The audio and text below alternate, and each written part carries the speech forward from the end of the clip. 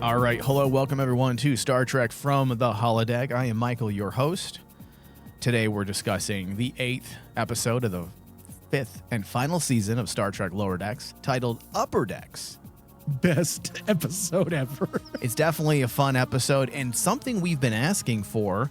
In fact, I want to say just 2 episodes ago, Dave, you and I had literally questioned, where are the bridge crew? Where's the bridge crew? Where are they? They're completely MIA. They're in passing. They're in the background. But usually up to that point, which I believe was episode 6, they find ways to give them their own little stories that are supportive to the Lower Decks crew. But in a lot of ways, characters like Shax just completely gone, tucked away. But then here we come with an episode completely dedicated to those characters, to the bridge officers. Oh, and we finally get like a cool story with Ta'ana as a cat. Yeah. Dude, I was laughing so much from her scenes. She was probably the best part of the episode. She wanted to feel pain. Yeah, that's I can relate. Just hit me with whatever you got. Let's do this. I want to feel pain. And I'm like going, dude, the agony booth would have no effect on her. That's why I was like going, are they gonna pull an agony booth out of nowhere and just have her sitting in it? She's such a funny character. When she was doing her log and she said Chief Medical's fucking log, I was like, oh, this is brilliant. Oh, yeah, it's brilliant. Chief Medical's fucking log. My favorite line that I have written down here is, you are going to fuck me up so I can feel some pain. Part of me wants them to just let the F words fly. I know. She's the only character that does it. Or release an uncensored version like on YouTube just so we could hear all of its glory, because the way she delivers those F-bombs are just fantastic. Oh, yeah, she's the best. I think that's the character that only is the one that does that in Lower Decks or even in Star Trek in general. Yeah. She's the one that throws the F-bombs everywhere. She's a hyped up... She's like she's a hyped up version of Dr. McCoy in a lot of ways. She's crotchety, she's grumpy, but she's at like level 20. Yeah. Dude, seriously, out of all of the Doctor characters in Star Trek, she's probably top 3 to me. Really? Because you have McCoy, you have the Doctor from Voyager, and then for me it's Ta'ana because like originally I was like thinking like the Doctor from Discovery is really good. The one that me and you really liked. Oh yeah. She was freaking funny as hell. I can't remember her name offhand. From what? Discovery. From Discovery. Discovery. You're talking about I think, oh man, I can't remember. It's her a name. Man. From Star Trek Discovery? It's the scientist. Strange New Worlds? Oh, you're talking about the scientist. She's not a doctor, though. Oh, you're talking about just personality-wise. Yes, personality-wise. Janet Reno. Yeah. But she's up there with like those type of characters that are loose cannons. Yeah. And like, I'm sorry, Ta'ana is now like top 3 to me after this episode. Because like her scenes were just freaking hilarious. Yeah, she was good. She was definitely the highlight of the episode. The entire episode was good. I also like the attention they brought to Ransom, which we'll get into that in just a second. But first, just to set the stage a little better, a little more formally, in a clever reversal of its foundational concept, Star Trek Lower Decks Season 5, Episode 8, Upper Decks, shifts focus from the often overlooked junior officers to the senior staff of the USS Cerritos. This episode pays homage to the Next Generation's Lower Decks episode, which immediately that's what I thought of. The episode that inspired the series, while doubling as a self-aware celebration of the characters and chaos that have defined the show. And of course, with its blend of humor, absurdity, and heartfelt character exploration, this episode actually offers, in my opinion, even though it's a pause, I suppose you can word it, in the season's overarching narrative or the myth arc, it does shine a spotlight on the leadership team as they navigate crisis ranging from alien invasions to exploding plasma canisters. And it's done in this way that almost shows how Lower Decks is extremely self-centered. The crew of the Lower Decks, yes. Or our Lower Decks crew, I should say, because in their minds they are the protagonist of their story. In a lot of ways, isn't that how we all are? We all believe we're the main hero in our story. Exactly. And that's why this episode is intellectually interesting because it delves into the ideas of perspective. Yeah, that's the thing I loved about it too, is like they took a episode that when you first look at it, oh, it's just like this constant barrage of jokes and, references and, comedy with the bridge crew. But at the end of the day, when you actually think about it, it tackles the one, I guess you can say, writing trope that for intellectuals that are familiar with is like trying to challenge your own perspective. Yeah. Trying to show that basically to you as a center, you are the main character of your own story, but there's other stories going on around you that you have no idea about. Again, tying into a concept that me and you covered in the last episode about how we don't have any control of our own destiny that we think we do.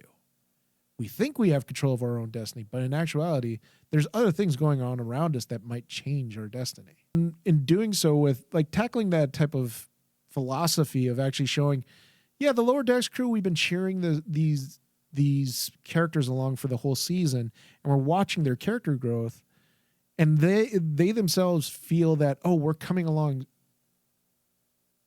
so much where we've done a lot of things. We've grown as characters.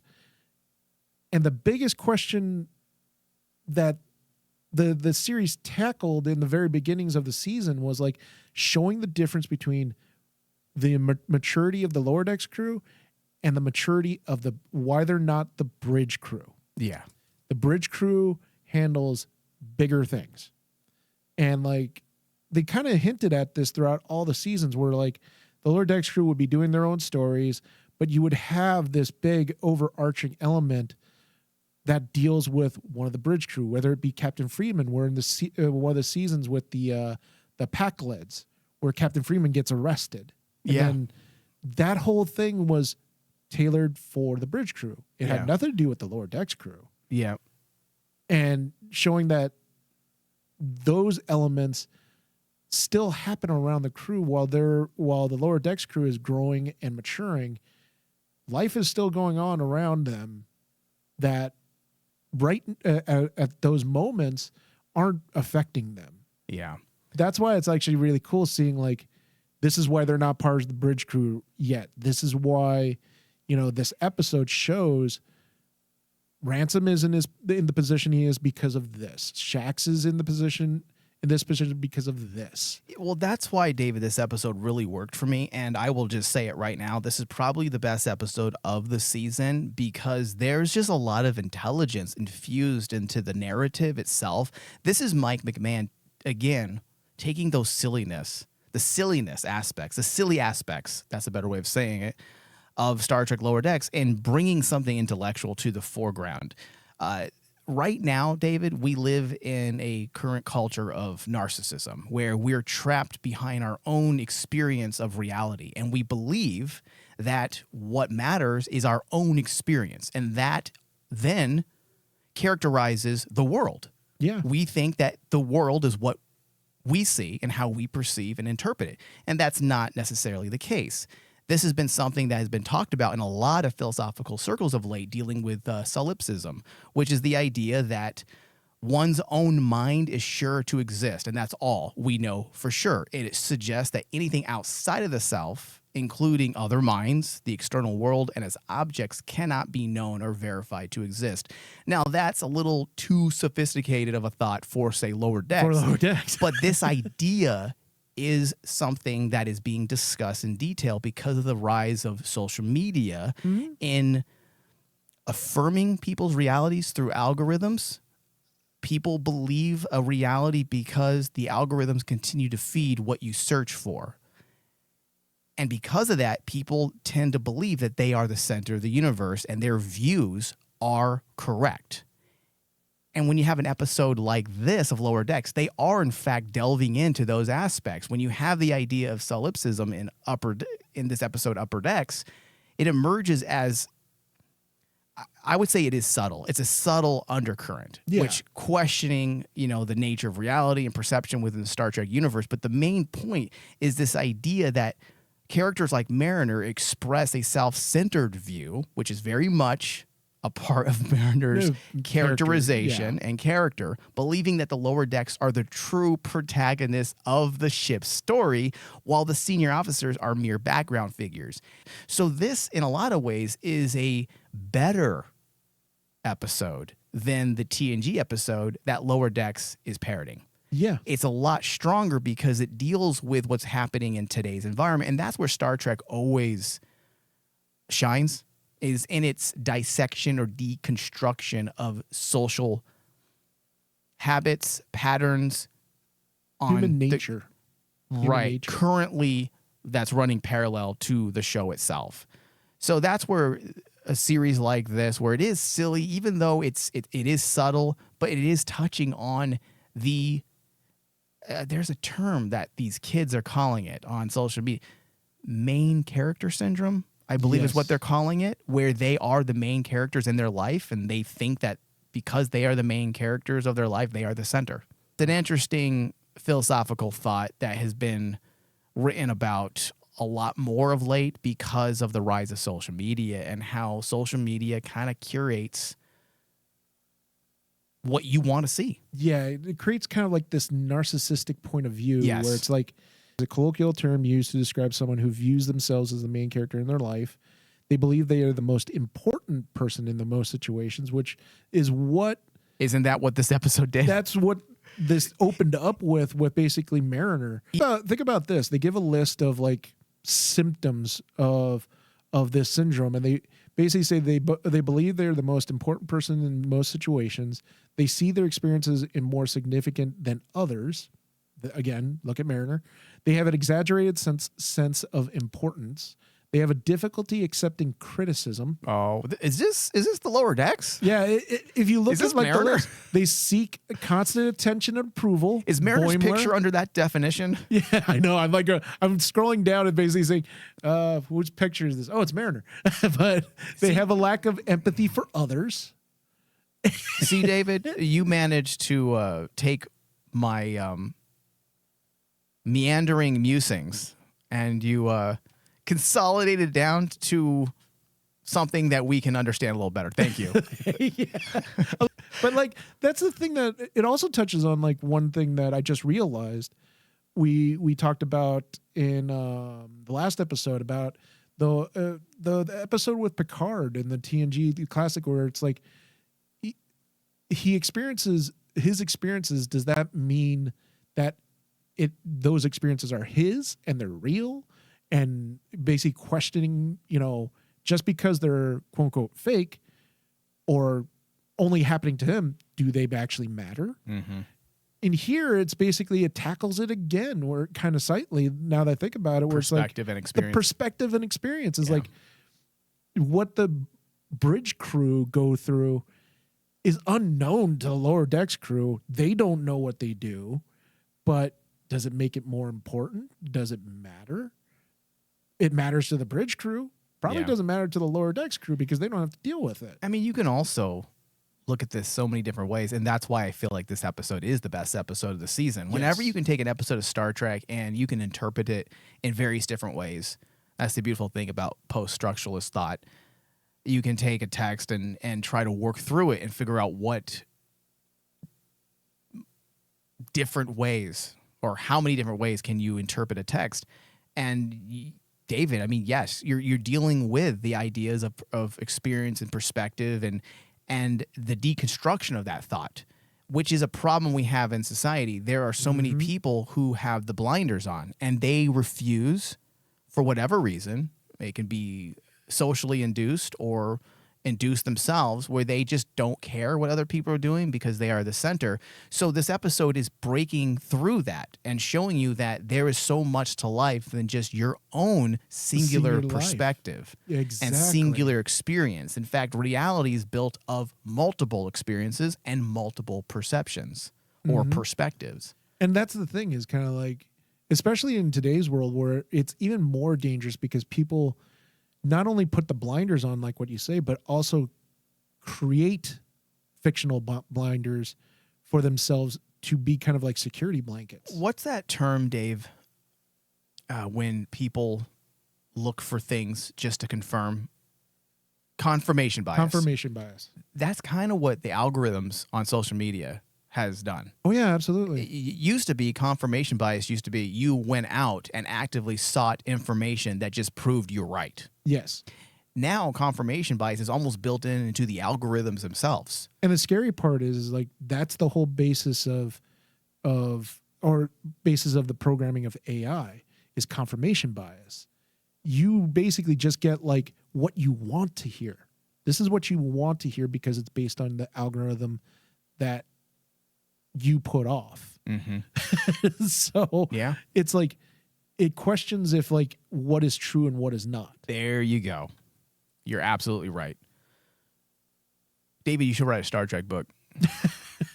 I think both of us need to, because like there's not enough people that actually tackle like the really deep philosophical leanings of Star Trek, because like I think that I've always stated people get smarter if they actually watch the right things. Yeah, Star Trek is one of those things that you can get smarter. Yeah. Unfortunately, there's also a lot of individuals within academia who do write intelligent things on Star Trek, and I question, why are you writing about Star Trek? Because it seems like you hate it. Yes. Like there's this one philosopher, and I'm going to use that term very loosely, who's somewhat known in academic circles, and he writes books about Star Trek. There's one titled Boldly Going Where Only White People Go. I'm like, you're an asshole. You're an asshole. Usually I would never read anything like that, but I read it because I'm like, I want to be fair. I'm like, well, what would I learn by refusing to read something that annoys me? Because first off, it's that annoys me. And even though in this book he is delving into very real things, yes, white people were predominantly cast in Star Trek, but is that a reflection on Star Trek itself, or is that a reflection on the business of movie making and television producing in the 60s, 70s, and 80s? On the time. Is it based on the time? Yes. And that's something that they just go right over. Like Gene Roddenberry, if he was allowed, probably would have had a lot more diversity in his show. Yeah.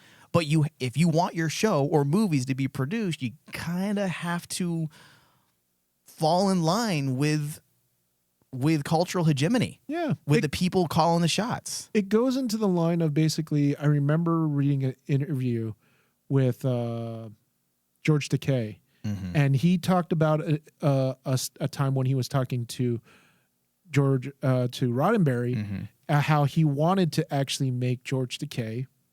I'm going to try to say the right word because I've been told that I keep irritating people, but a homosexual character. He wanted to actually make that Sulu into who he is. And Roddenberry said, I'd love to do it. But he said to Takei, now is not the time. Yeah. Because we're in a situation where right now, during the 60s, 70s, which is a very volatile time, the mass audiences aren't ready for that. Yeah. And people may say, well, that's may decry the past and everything, but that's just the truth. Yeah, that's how it was. That's how it was. There's nothing you do to change it. Like if you want, the reason why movies were so much better back then and TV shows is because they had to be subversive. They had to be subversive. That's why Star Trek, even like Star Trek, what's that? The last feature film of the original crew, Undiscovered Country. I mean, the whole thing is about race relations. Yeah. But you wouldn't really know that unless you're really paying attention because it's subtle, because it's all metaphor and allegory. To me, that's the best type of writing. I hate when things are on the nose, but also it was the times. It's how, and if you wanted your progressive thoughts or your liberal thoughts or your ideas embedded, then you were gonna have to find creative ways. Yeah, and there's no. It's something that I've heard many times in a lot of writing circles where it's like there is no creativity if all you're doing is just spouting rhetoric. Yeah. There's no creativity. Give us your message in a creative fashion. Yeah. Not everything can be The Boys season 4. Let's throw out all intellectual thought and just throw in a bunch of political rhetoric and parody. That's it. Exactly. What about the smartness of the first 2 seasons? Nah. And see, that's a really clear example of like why Star Trek excels in more than other shows, because like they know how to write, subtly. Yeah, and they do have a lot more freedom. I mean, Discovery is probably the first Star Trek series to express some of those freedoms a little more freely, if you will. But that's also largely why large swaths of the Star Trek audience didn't really like Discovery, because it was a little too overt with some of its identity politics. It never bothered me. No. But I understand where some people are coming from, absolutely, especially when we're used to more subtle storylines. Whereas, when you have an AI character say, "Thank you for seeing me," like, okay, like we understand what that's a metaphor for LGBT and being seen and accepted. And the thing is, those philosophies too, the reason why they make majority of people more or less cringe is because those philosophy aspects are a little bit more newer. Yeah. They're more newer and basically being more introduced and widely talked about. So that's what it really boils down to sometimes in a lot of people's problems with, especially in regards to Discovery, is like no one wants to really take a look at Discovery's true strength, which is its writing. Yeah. The writing in Discovery is really well done. And also, fuck, dude, it is the most existential of Star Trek. It is the most existential of Star Trek. Especially the final season was fucking gold, dude. But like, because it's tackling newer ideas, it's a little hard for people to adjust to. Yeah, and I get it. I get it. Let's bring it back to Lower Deck. So we're going way off topic here. Oh, yeah. Ransom is a character that I was very happy with in this episode. He's someone that went from being just a douche to being far more complicated than we originally thought. And it wasn't just because of this episode. If anything, this episode was the end result of what they've been doing with this character since season 1, where they give him this surface level identity that he's just simply a buffoon douche. Yes. And everyone thinks it too. And then you find out in this episode that none of it's true, that this is part of his command style. It's command style. And I like it. It's very Lower Decks, but it's also very much Star Trek. Oh yeah, absolutely. Having people figure things out themselves in their own way. Yeah. That's the beautiful thing about Ransom. Is like, this is probably, I don't know if this is the best Ransom episode, because my favorite one is still where he kind of attains God. Yeah. Well, but like, good. That one was a good one. But like, this one in particular was really cool how they used him, because just like you said, throughout the entire series, Ransom has been portrayed as like this douchebag, but in actuality, he's using his douchebaggery to get through life. It's not like he's hurting people. Right. He's not a douchebag in an asshole sense. He's a douchebag in like a bro sense. A bro sense. Yeah, he's a doucher bro. Like that's what he is. And that's why I started laughing so hard when I literally laughed. It might be the first scene I've laughed like out loud all season, when all hell's breaking loose in the cargo bay, and he's all right, everybody. All right, gather around. You think he's going to come up with a solution, and instead he starts curling whatever those words, the trash bins and the cargo bins, and someone says, "Is he literally just exercising right now?" That was funny. That was funny, but I am glad by the end of the episode you realize that that's just him. That's his act. That's his leadership style. Yeah. And it, like I said, it is very much on brand with Lower Decks, while also very much on brand with Star Trek. The idea that people must figure things out for themselves. They must discover what they can do when they come together, communicate, and work as one. Exactly. As a collective. And that's the beautiful thing about like seeing all of the individual stories of the characters. they take an aspect of each character and whittle it down to a theme that basically states all these characters are completely different from each other. They handle their situation differently, but they've reached a point in their lives where I guess you could say they're at their final form. Yeah. This is their final form. Yeah. And, you know, That's why we got this episode with Ransom. yeah, because Because like this is the end. it really hammered the home that one of the questions that me and you always had was we need to see more development in the bridge crew. But in actuality, this episode is telling us you don't need to see character development because they've reached their final form. Here's where they're at. Yeah. Like there's there's nowhere else to go because they found, I guess, their meaning in life. Yeah, that's a good interpretation, Dave, because I would agree. It did feel like, I don't know if I would say an ending, but it felt like resolve. Resolve. This episode felt like resolve. Like things are coming to an end. Yeah, because this is where we see the bridge crew. And I'm sorry, I love the fact that the bridge crew have their own chant. We need a chant, Mike. What chant would you like, Dave? I'm trying to think. You know, we're bearded, we're old. We may have no lives, but Losers? we may have no lives, but we speak the truth. We are the we are the holodeck crew. I like it. There you go. Let's throw losers in there just for shits and good. Like the holodeck losers. Holodeck losers. So, Dave, overall, after it's all said and done,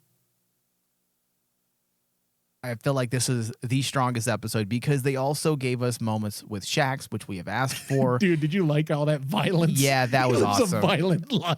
And when you're dealing with a Bajoran character, you're going to have to tie it back into. If you're dealing with like these inner demons that he's working through, these struggles, fears, phobias, trauma, it's going to have to be tied back to the Cardassian in some way when you're dealing with this era in Star Trek. So that is not only great, but also is very much, again, on brand with Star Trek and what we know of Bajor, the Bajorans, and the Cardassians. So it all worked, and it gave us what we asked for. We wanted to see something with him, and it gave us probably what we're going to get, what we can call the last bit of development on Shax, while also showing that Captain Freeman is not the buffoon captain that we have been led to believe. And that, David, tell me if you got that. By switching the perspectives to the upper decks or the bridge crew,